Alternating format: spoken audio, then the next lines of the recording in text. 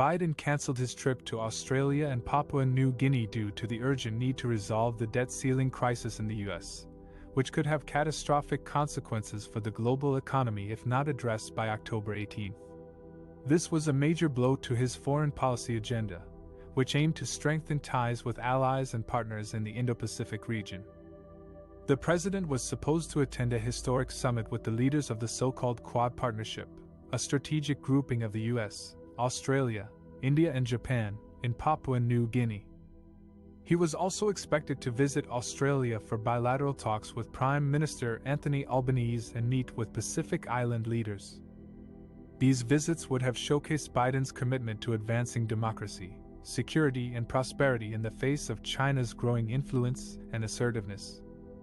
However, Biden decided to prioritize the domestic crisis over the international one, as he faced a looming deadline to raise or suspend the debt limit, which is the legal amount that the U.S. government can borrow to pay its bills. If Congress fails to act, the Treasury Department would run out of money and default on its obligations, triggering a financial meltdown that could ripple across the world. Biden hoped to reach a deal with congressional leaders before leaving for Japan, where he will still attend a Group of 7 summit with leaders from some of the world's major economies.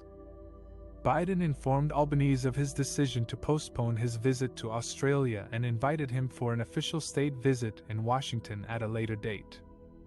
He also asked his staff to notify Papua New Guinea Prime Minister James Marape of his cancellation. Biden expressed his regret for missing the opportunity to engage with Australia, the Quad, Papua New Guinea and the Pacific Islands Forum, and said he looked forward to finding other ways to cooperate with them in the coming year.